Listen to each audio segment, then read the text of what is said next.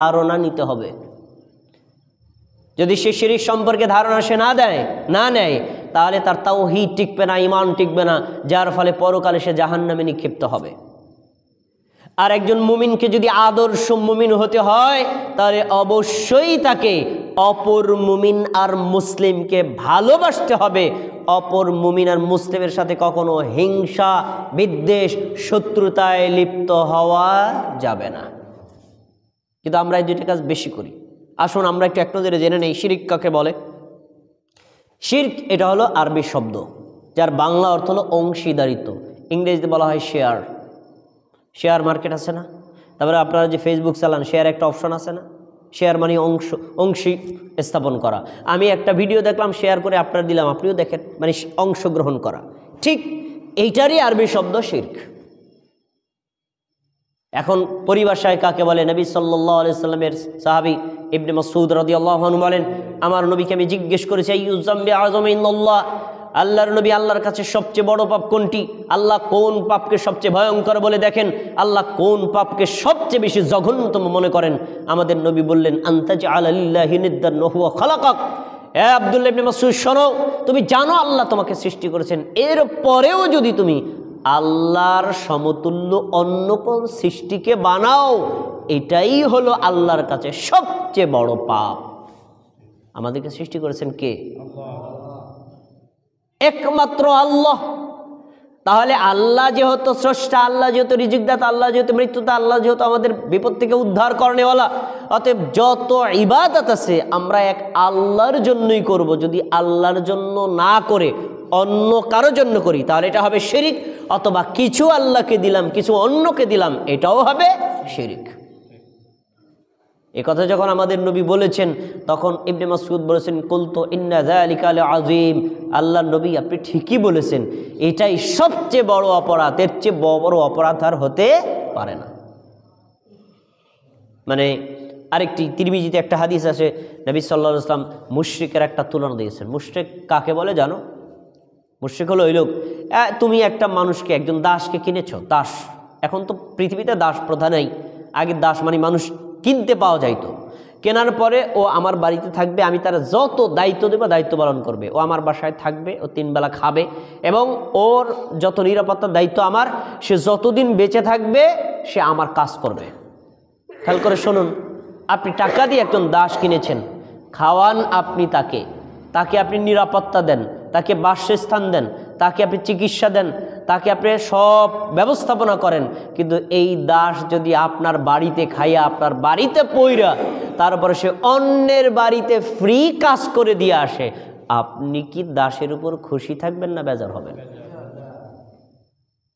এই উদাহরণ দিয়ে আমাদের নবী বোঝাতে চাইছেন, হে আল্লাহর বান্দা শোনো, তোমাকে আল্লাহ সৃষ্টি করেছেন, আল্লাহ তোমাকে জীবন দিয়েছেন, আল্লাহ তোমাকে অনস্তিত্ব থেকে অস্তিত্বে এনেছেন, আল্লাহ তোমার নিরাপত্তা দান করেন, আল্লাহ তোমাকে বিপদ থেকে উদ্ধার করেন, আল্লাহ তোমাকে সন্তান দান করেন, তুমি অসুস্থ হলে আল্লাহ তোমাকে রোগ থেকে মুক্ত করেন।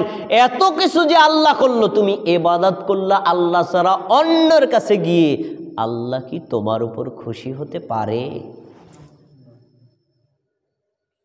তাহলে এজন্যই আল্লাহর কাছে সবচেয়ে জঘন্যতম অপরাধ কি? শিরক করা। আমরা কি শিরক করব না ছাড়ব? ছেড়ে দিতে হবে, কখনোই শিরকের নিকটবর্তী হওয়া যাবে না। এই শিরক যদি কেউ করে তাহলে তার জন্য জানতে হবে এই শিরকের প্রকার কি কি, ওই প্রকারগুলো জেনে আপনাকে শিরক বর্জন করতে হবে। শিরকের 3টা প্রকার আছে, 1 শিরকে আকবার, 2 শিরকে আসগর, 3 শিরকে খফি। আকবার কি? যেটা সবচেয়ে ভয়ঙ্কর অপরাধ। আর আসগর কি? তার চাইতে একটু লঘু অপরাধ। আর খফি কি? এমন অপরাধ যা আপনি নিজেও টের পান না, আপনি নিজে করতেছেন নিজে বোঝেন না। এমন কি শিরকে খফি এমন শিরক অনেক আলেমও বুঝতে পারে না সে শিরক করতেছে। আসেন আমরা একটু ধরে বুঝাই দিচ্ছি, সময় তো কম, অল্পের ভিতরে বুঝিয়ে নেবেন, খুব গুরুত্বপূর্ণ কথা। শিরকে আকবার কাকে বলে? 4টা বৈশিষ্ট্য যে পাপের মধ্যে থাকবে তাকে বলা হয় শিরকে আকবার। মনোযোগ দিয়ে শুনুন। 1, যেই পাপ করলে অতীতের যত আমল আছে সব পুরোসাই হয়ে যায়। 2 নম্বর, শিরকে আকবার যদি করে তাহলে তার জন্য জান্নাত হারাম হয়ে যায়। 3 নম্বর, কেউ যদি শিরকে আকবার করে তাহলে তার জন্য জাহান্নাম ফরজ হয়ে যায়। 4 নম্বর শিরকের অপরাধ হলো কেউ যদি তাওবাবিহীনভাবে মারা যায়, শিরক করেছে তাওবা করে নাই, ওই শিরক অবস্থায় যদি তার মরণ হয় তাহলে তাকে কখনোই ক্ষমা করা হবে না, চিরস্থায়ীভাবে জাহান্নামে থাকতে হবে। কয়টা কথা বলেছি দেখুন, মনোযোগ দিয়ে শুনুন। 1 নম্বর শিরিক করলে অতীতের আমল নষ্ট, 2 নম্বর শিরিক করলে জান্নাত হারাম, 3 নম্বর শিরিক করলে জাহান্নাম ফরজ, 4 নম্বর শিরিক করলে আপনার কখনো ক্ষমা পাবেন না, যদি ক্ষমা না আসে মারা যান। কত বড় ভয়ঙ্কর অপরাধ। এখন প্রশ্ন, আমরা কি শিরিক একবার করি? না জেনে করি, না বুঝে করি। আল্লাহ রাব্বুল আলামিন বলছেন, লা তাসজুদু লিশ-শামসি ওয়ালা লিল কমর ওয়াসজুদু লিল্লাহিল্লাযী খালাকাহুন্না। হে মুমিন বান্দা বান্দি, হে মানুষেরা তোমরা শোনো, তোমরা চাঁদকে সেজদা দিও না, সূর্যকে সেজদা দিও না, বরং চাঁদকে সৃষ্টি করেছেন যিনি, সূর্যকে সৃষ্টি করেছেন যিনি, চাঁদ সূর্যকে সৃষ্টি করেছেন, তোমরা তাকে সেজদা করো। তাহলে চাঁদকে সেজদা দেওয়া যাবে না কেন? চাঁদ হলো সৃষ্টি। সূর্যকে সেজদা দেওয়া যাবে না কেন? সূর্য হলো সৃষ্টি। অনুরূপভাবে কোনো পীর, বুজুর্গ, মাজার, কবর, আলেম, ওলামা, মুফতি, মাওলানা তাকেও সেজদা দেওয়া যাবে না, কারণ তারা হলো সৃষ্টি। স্রষ্টা যে সেজদা পাবে সে। তো কোনো আল্লাহর বান্দা, কোনো আল্লাহর বান্দি যদি বুঝে অথবা না বুঝে কোনো পীর, কোনো বুজুর্গ, কোনো মাজার, কোনো কবরকে সেজদা করে, তার অতীতের যত আমল আছে আল্লাহ সব পুরো ছাই করে দিবেন। তার জন্য জান্নাত হারাম, তার জন্য জাহান্নাম ফরজ। সে তাওবাবিহীনভাবে মারা গেলে কখনোই ক্ষমা পাবে না। তাহলে কি আমরা শিরকে একবার করব না ছাড়ব? 2 নম্বর শিরকে আসগর, ছোট পাপ। কিছু কিছু পাপ আছে যেটা ভয়ঙ্কর শিরকের কাছাকাছি, কিন্তু ভয়ঙ্কর শিরকের সমতুল্য না, এমন পাপ আমরা করি। যেমন ধরেন, নবী সাল্লাল্লাহু আলাইহি সাল্লাম বলেছেন, লা তাকুলু ফুলানুন ওয়াশা ফুলানুন। কেউ যদি এই কথা বলে, ভাই আমি কাজটা করতে পারতাম না, আপনি চাইছেন আর আল্লাহ চাইছে তাই করতে পারছি।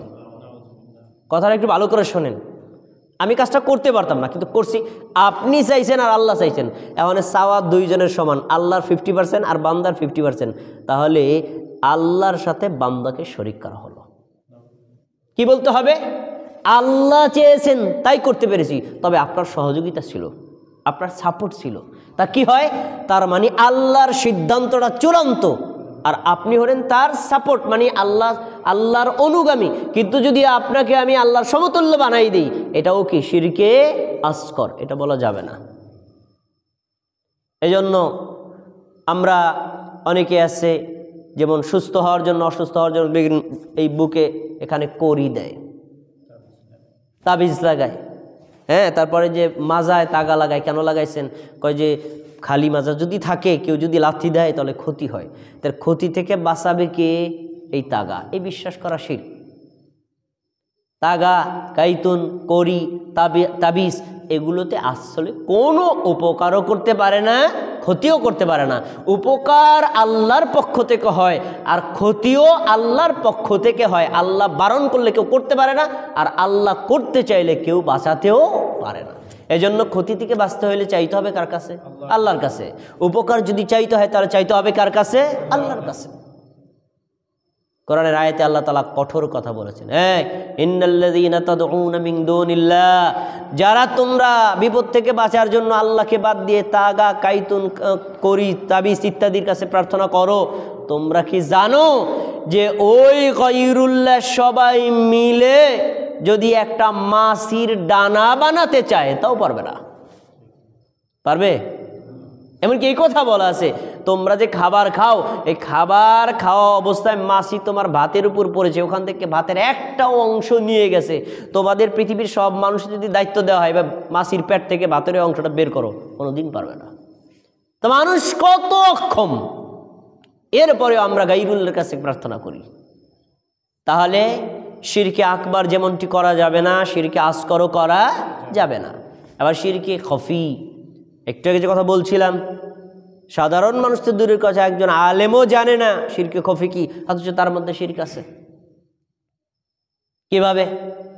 আমি এখনই একটা ছোট্ট উদাহরণ দিই। এই যে আমার আলোচনাটা ভিডিও হচ্ছে, আর আমি যদি এই নিয়তে করি, এই ভিডিও হচ্ছে না, এই বাংলাদেশের মানুষ মনে করবে আমি একজন বক্তা, আমি একজন আলেম, দেখেন আমি এই ধূপকলা মসজিদে যাইয়া বয়ান করছি, মানুষ আমার প্রশংসা করবে, আমার বড় হুজুর মনে করবে।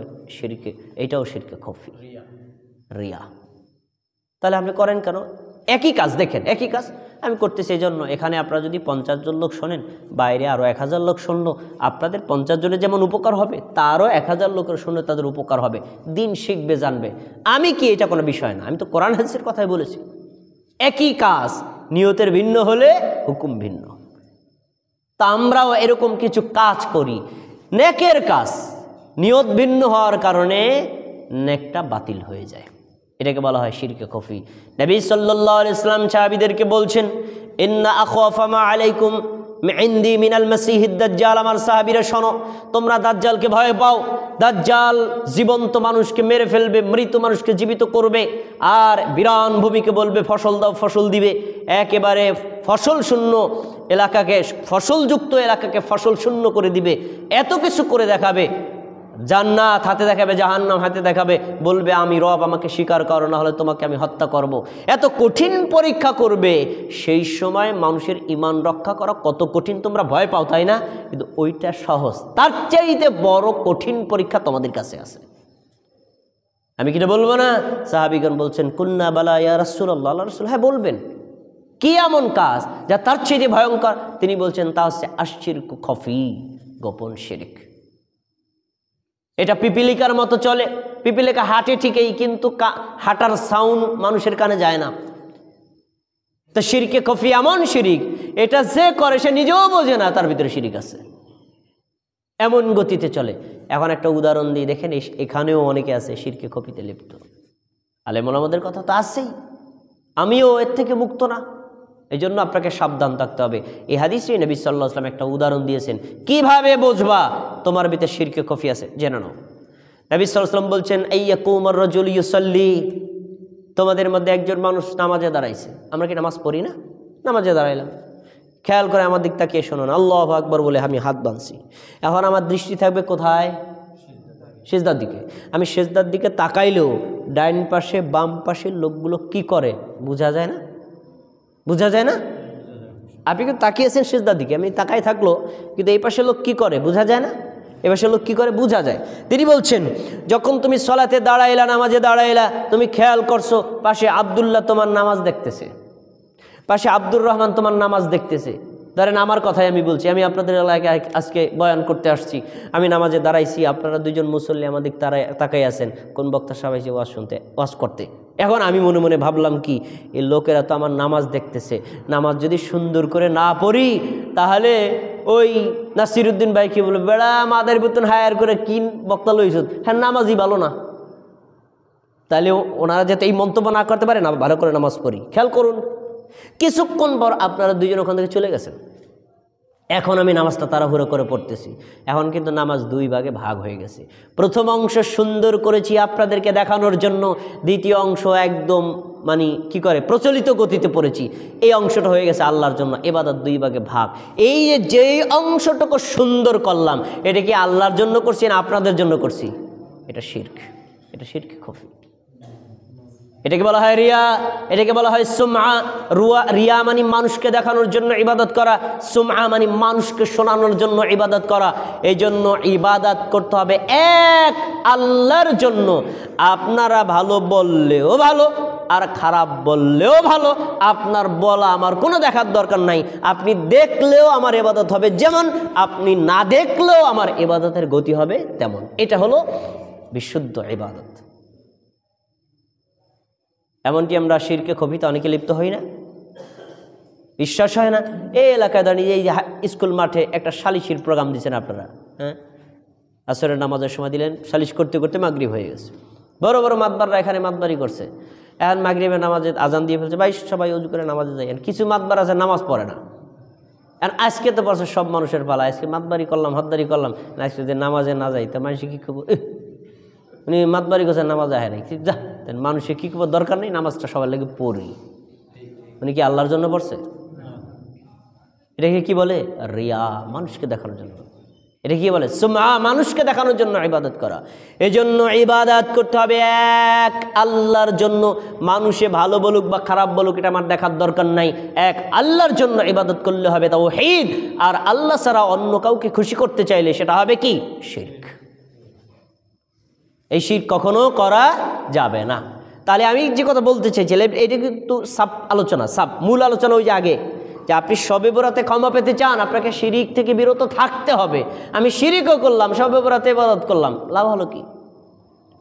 এজন্য এই শিরিক সর্বতভাবে একজন মুমিনকে ছেড়ে দিতে হবে। যদি শিরিক থেকে তাওবা করতে পারেন, আল্লাহ রাব্বুল আলামিন আপনার পাপ ক্ষমা করে দিবেন। আমি একটু আলোচনা সংক্ষেপ করে দিচ্ছি। দ্বিতীয় অংশ, শবে বরাত রাতে ক্ষমা পেতে চাইলে আপনাকে হিংসামুক্ত হৃদয় গড়ে তুলতে হবে, হিংসামুক্ত অন্তর আপনাকে বানাতে হবে।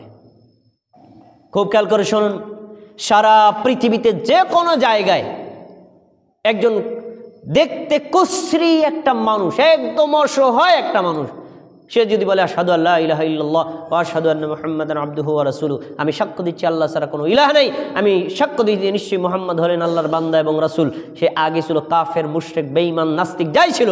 যখন সে কালেমা শাহাদাত পড়ে মুসলমান হলো, তখন সে আমার আপন ভাইয়ের চেয়েও কাছে। তখন আপনাকে তাকে ভালোবাসা আপনার জন্য ফরজ। তাহলে মুমিন এক মুমিন আর এক মুমিনের ভাই, এক মুসলিম আর এক মুসলিমের ভাই, ভাই ভাইকে কি হিংসা বিদ্বেষ শত্রুতা করবে না? ভালোবাসবে, ভালোবাসবে। আপনি যেহেতু মুমিন, আপনার পাশে যারা বাস করে, আপনার পরিচিত যে সকল মুমিন মুসলমান আছে, সবার সাথে সুসম্পর্ক থাকবে, সবাইকে ভালোবাসবেন, কারোর সাথে আপনার হিংসা বিদ্বেষ থাকবে না, কোনো শত্রুতা থাকবে না, কোনো ধরনের তার সাথে কোনো ঝগড়া বিবাদ থাকবে না, তাহলে আপনি মুমিন। যদি এর বিপরীত হয়, হিংসা বিদ্বেষ থাকে, আল্লাহ তাআলা আপনাকে ক্ষমা করবেন না। আমি আপনাকে হাদিস শুনিয়ে দিচ্ছি, সুনানে তিরমিজির হাদিস। নবী সাল্লাল্লাহু আলাইহি ওয়াসাল্লাম বলছেন, দাব্বা ইলাইকুম দাউল উমামি ক্বাবলাকুমুল, এ সাহাবীরা শোনো, তোমরা তো মুসলিম জাতি, তোমাদের পূর্বে ছিল খ্রিস্টান জাতি, ইহুদি জাতি। এই দুইটা জাতি ধ্বংস হয়েছে দুইটা কারণে। এক, হিয়াল হাসাদ ওয়াল বাগদা, তারা পরস্পর হিংসায় লিপ্ত হতো, বিদ্বেষে লিপ্ত হতো, শত্রুতায় লিপ্ত হতো, একজন আরেকজনের গীবত করতো, কেউ কারে দেখতে পারতো না। এজন্য তারা ধ্বংস হয়েছে। আর শোনো, হিয়াল হালিক, এই দুইটা পাপ হলো মুন্ডনকারী, টাক বানায় দেয়। আমাদের নবী বলছেন, সাহাবীরা তোমরা কি মনে করছো মাথার চুল টাক কামাইয়া টাক বানায়? না, লা তাহলিকুশ শার ওয়ালাকিন তাহলিকুদ্দিন। কোন নারীর মধ্যে, কোন পুরুষের মধ্যে যদি হিংসা আর বিদ্বেষ শত্রুতা থাকে, তাহলে তার ধর্মটাই সে মুড়িয়ে ফেলে, ধর্মটাই তার মুন্ডন করে ফেলে। এই জন্য হিংসা কখনো করা যাবে না, বিদ্বেষ কখনো করা যাবে না, শত্রুতা কখনো করা যাবে না। আমরা শবে বরাতের রাতে বহু কাজ করি, এই কাজ তো করি না। হিংসা থেকে তো আমাদের হৃদয়টাকে আমরা মুক্ত করি না। কিভাবে মুক্ত করবেন তার একটা দৃষ্টান্ত, তার একটি আমল আমাদের নবী শিক্ষা দিচ্ছেন। সাহাবীদেরকে বলছেন, আওয়ালা আদুল্লুকুম, অতনি শোনো, লা তাদখুলুল জান্নাতা হাত্তা তুমিনু, সাহাবীরা শোনো, কোনদিন তোমরা জান্নাতে যেতে পারবে না যদি ঈমানদার না হও। ওয়ালা তুমিনু হাত্তা তাহাব্বু, তোমরা ঈমানদারও হতে পারবে না যতক্ষণ পর্যন্ত তোমরা একজন আরেকজনকে ভালো না বাসবা। তাহলে মনোযোগ দিয়ে শুনুন, আপনি যদি মুমিনকে ভালোবাসেন, আপনার ঈমান আছে, ঈমান থাকলে আপনি জান্নাত পাবেন। আপনার যদি মনের মধ্যে হিংসা বিদ্বেষ থাকে, আপনার ভালোবাসা নাই। আর ভালোবাসা না থাকলে আপনার ঈমানে ঘাটতি আছে, ঈমানে ঘাটতি থাকলে জান্নাত পাওয়া যাবে না। একটার সাথে আর একটা সম্পর্ক। তাহলে আমি আর একজন মুমিন আর মুসলিমকে, একজন মুমিন নারী পুরুষকে ঈমানি কারণে, ইসলামী কারণে তাকে কি শত্রু বানাবো না ভালোবাসবো? ভালোবাসা আর শত্রুতা কখনো এক হতে পারে না। যার সাথে আমার ঝগড়া আছে আমি তাহলে ভালোবাসি, তা ঘৃণা করি। ঘৃণা আর ভালোবাসা কখনো এক হতে পারে না। একজন মুমিন আর একজন মুমিনকে কখনো ঘৃণা করবে না, ভালোবাসবে, হৃদয়ের আপন মানুষ মনে করবে। এখন আমাদের নবী বলছেন, আওয়ালা আদুল্লুকুম আলা শাইইন ইযা ফাআলতুমু, সাহাবীরা তোমাদের পরস্পরের মধ্যে যেন ভালোবাসা বাড়ে, আমি কি তোমাদের একটা এমন আমল শিখিয়ে দিব না? সাহাবীগণ বলছেন, আল্লাহ রাসূল, হ্যাঁ আমাদেরকে বলেন, কি আমল আছে যেটা করলে আমাদের ভালোবাসা বাড়বে?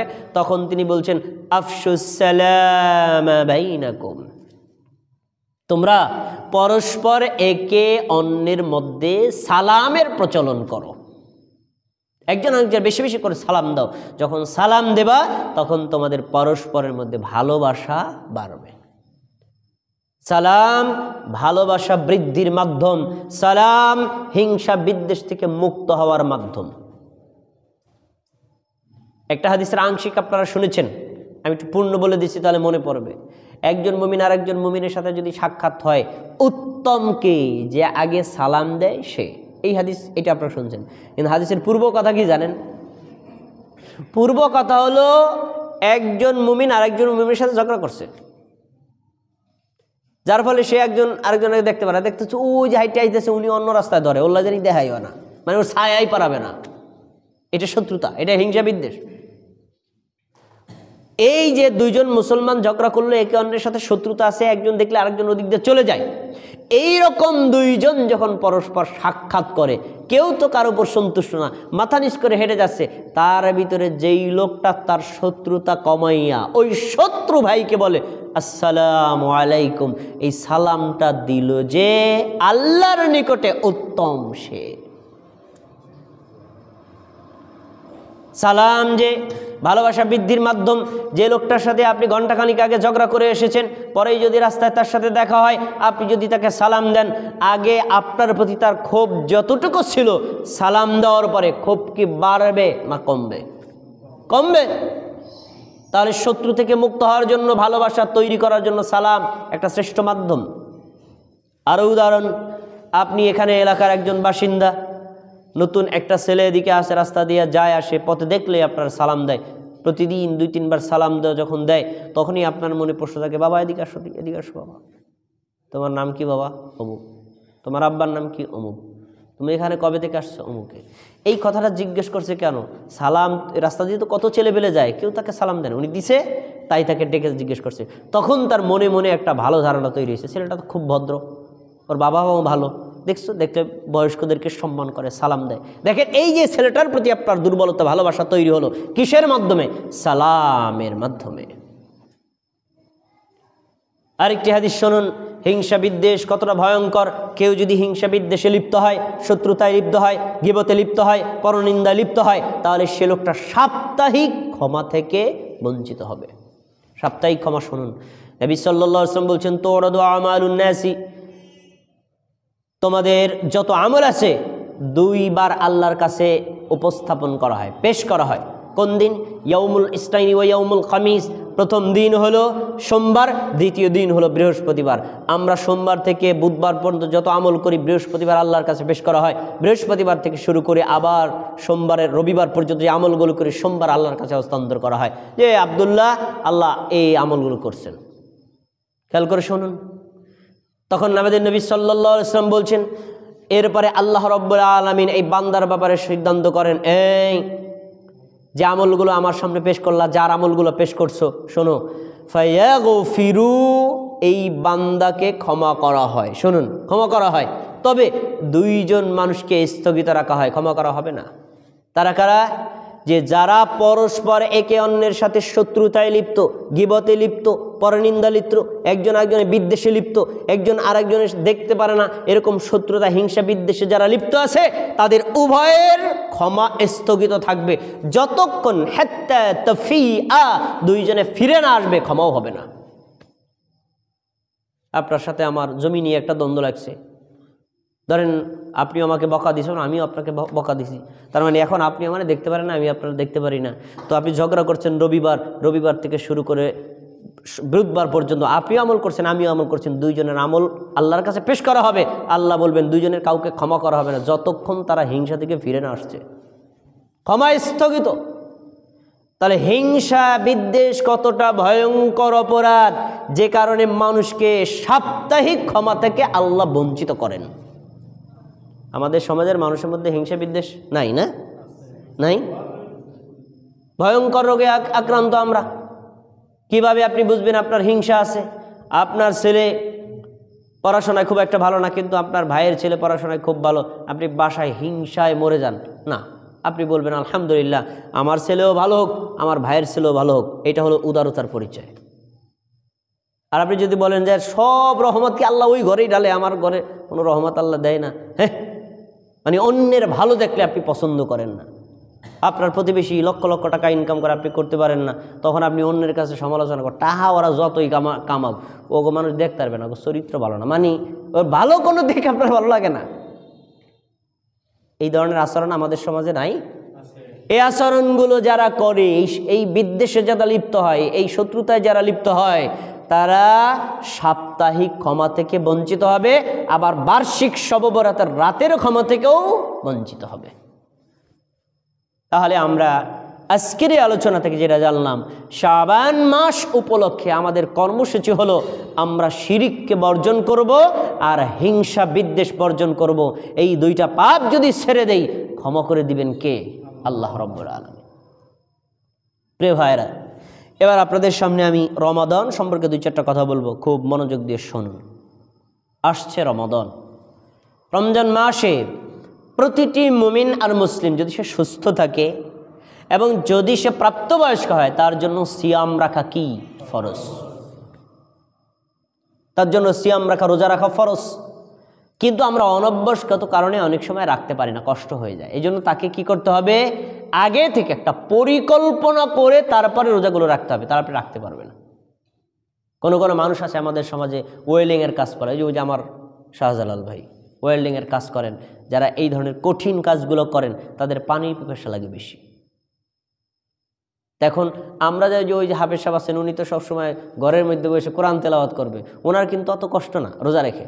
কিন্তু আরেকটা লোক, যে লোকটা একদম রোদ্রে বসে মানে বিল্ডিং রং করে, পুরা রোদের তাপটা তার গায়ে লাগে, তার রোজায় কষ্ট কম না বেশি? বেশি। এজন্য আপনি যে দায়িত্বেই থাকেন, যে কর্মই করেন, আপনাকে পরিকল্পনা করতে হবে আমি রোজাগুলো রাখবো যাতে আমার কষ্ট কম হয়, আমার রোজাগুলো যেন ছুটে না যায়। পরিকল্পনা অনুযায়ী যদি আপনি রাখেন, তাহলে রমজানের রোজাগুলো রাখা আপনার জন্য সহজ হবে। কেন রাখবেন? রমজানের হকগুলো আপনি কেন আদায় করবেন? আল্লাহ তাআলা আপনাকে একটা অফার দিয়েছেন, যে হাদিস আপনার হাফেজ সাহেব আপনার এই মসজিদের মেম্বার থেকে শুনাইছে, সহিহ মুসলিমের হাদিস। নবী সাল্লাল্লাহু আলাইহি ওয়াসাল্লাম বলছেন, আস-সালাওয়াতুল খামস ওয়াল জুমআতু ইলাল জুমআ ওয়া রমাদানু ইলা রমাদান। শুনুন, 5 ওয়াক্ত নামাজ কেউ যদি আদায় করে, তাহলে মধ্যবর্তী পাপ আল্লাহ ক্ষমা করে দিবেন। কেউ যদি 2 উমার সালাত আদায় করে, মাঝখানে 1 সপ্তাহের পাপ ক্ষমা করে দিবেন। কেউ যদি 2 রমজান মাসে রোজা রাখে, মাঝখানে 1 বছরের পাপ আল্লাহ ক্ষমা করে দিবেন। তবে শর্ত কি? ইযা জাতানাবাল কাবাইর, বড় বড় পাপ ছেড়ে দিতে হবে। কাবিরা গুনাহ করা যাবে না, মিথ্যা কথা বলা যাবে না, পিতামাতাকে কষ্ট দেওয়া যাবে না, কাউকে আঘাত করা যাবে না, কার উপর জুলুম করা যাবে না, খুব মানুষ হত্যা করা যাবে না, মানে ভয়ঙ্কর যে পাপ, শিরিক করা যাবে না, বেদাত করা যাবে না, নেফাকে লিপ্ত হওয়া যাবে না, কুফরি করা যাবে না, ভয়ঙ্কর যে পাপগুলো আছে আপনি এগুলো ছেড়ে দিবেন। এরপর যদি আপনি 5 ওয়াক্ত সালাত আদায় করেন, ধরেন একটু আগে আমরা আদায় করেছি মাগরিব, এখন আদায় করব কি? এশা। এই মাগরিব এশা আদায় করার মাঝখানে আপনি যদি কোনো পাপ করে যান, অনিচ্ছায় ছোট পাপ, এই 2 সালাতের কারণে আল্লাহ তাআলা মাঝখানে পাপ ক্ষমা করে দিবেন। আবার এশা সালাত আদায় করে আবার ফজর সালাত আদায় করবেন, মাঝখানে যদি আপনি কোনো পাপ করেন, আবার ফজর সালাত আদায় করলেন জোহর থেকে আসর, আসর থেকে মাগরিব, এভাবে যদি 5 ওয়াক্ত সালাত কোনো মুমিন মুসলিম মা এবং বোন, ভাই আর বাবা আদায় করে, মাঝখানের মধ্যবর্তী সময়ের পাপগুলো ক্ষমা করে দিবেন কে? আল্লাহ। এরপরে আপনি গত জুমার সালাত আদায় করেছেন, আবার এই জুমার সালাত আদায় করলেন, 2 জুমার সালাত যদি আদায় করেন, 1 সপ্তাহের পাপ আল্লাহ তাআলা ক্ষমা করে দিবেন। আর রমজানের ব্যাপারে বলা হয়েছে, ওয়া রমাদানু ইলা রমাদান। গত বছরে রমাদানের সিয়াম রেখেছিলেন, এই বছরেও যদি আপনি রমাদানের সিয়াম রাখতে পারেন, 1 বছরের পাপ আল্লাহ আপনাকে ক্ষমা করে দিবেন। তাহলে ক্ষমা কি আল্লাহর পক্ষ থেকে আমরা চাই না? আমরা পাপ কম বেশি করেছি না? তাহলে আমাদেরকে অবশ্যই রমাদানের যাবতীয় যে সকল দায়িত্ব আছে এগুলো সম্পাদন করতে হবে। একবার যার সময় আলোচনা সেরে দিব, একটু এক নজরে আপনাদের বলে দিচ্ছি, খুব খেয়াল করে শুনুন। রমজানে আমাদের কি কি কর্মসূচি আছে? 1 নম্বর কোরআন পড়া, 2 নম্বর তারাবির সালাত আদায় করা, 3 নম্বর সাহারি খাওয়া, 4 নম্বর সিয়াম রাখা, 5 নম্বর ইফতার করা, 6 নম্বর যদি কারো সম্ভব হয় উমরা করা, 7 নম্বর বেশি বেশি দান সদকা করা, 8 নম্বর যাদের সম্পদে জাকাত হয়েছে জাকাত দেওয়া, 9 নম্বর যদি সম্ভব হয় তাহলে ইতিকাফ করা, 10 নম্বর লাইলাতুল কদর তালাশ করে ইবাদত করা, 11 নম্বর ফিতরা দেওয়া, 12 নম্বর বেশি বেশি তাওবা ইস্তেগফার করা। এই 12টি কাজ যদি কোনো মুমিন কোনো মুসলমান করতে পারে, আল্লাহ তাআলাই তার পাপগুলো ক্ষমা করে দিবেন। ভাই কিছু বলতে চাইছিলেন? আজানের পর কি আলোচনা করবো না ছেড়ে দেব? তাহলে দেন আজান, আমি সব আজান দিন।